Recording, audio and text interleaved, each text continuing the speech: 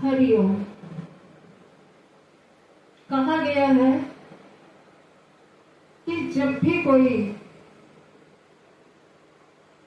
गुरु के बताए हुए रास्ते पर चलता है, साधना के रास्ते पर चलता है और सबसे अलग होकर एकांत चाहता है, तो कोई ना कोई बाधक बन के अवश्य आ जाता है और वो आपकी प्रशंसा कर करके कि आपके बिना मैं नहीं रह सकता, आपने हमको बहुत ज्ञान दिया, आप बहुत ज्ञानी हैं, आप बहुत अच्छे हैं, इस तरह से आपको लालच देगा।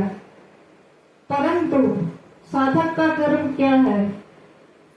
ये संसार की वासनाओं में न फंसकर अपने रास्ते पर चलना, सदगुरु के बताए रास्ते पर चलना। किसी की बातों पर जो आकर आपसे इस तरह का आपकी भक्ति में अवरोध करना चाह रहा है, आपकी साधना को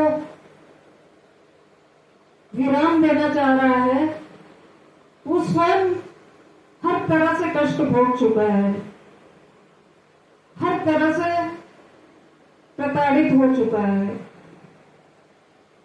और सब जगह से निराश होकर वो आपकी शरण में आएगा।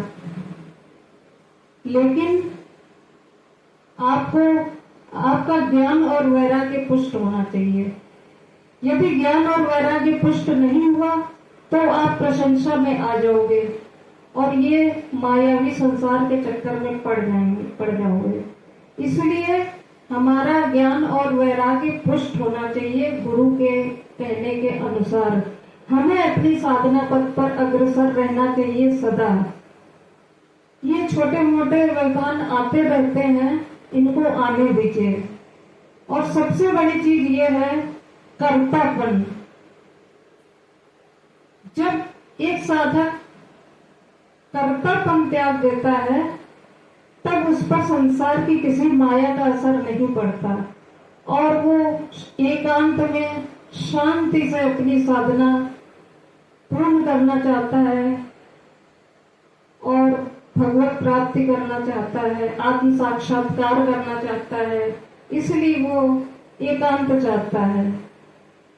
आप किसी के भी कहने से अपनी साधना को कम मत करिए और उसी तरह लगन जो आप में लगी है उस पर जारी रखिए।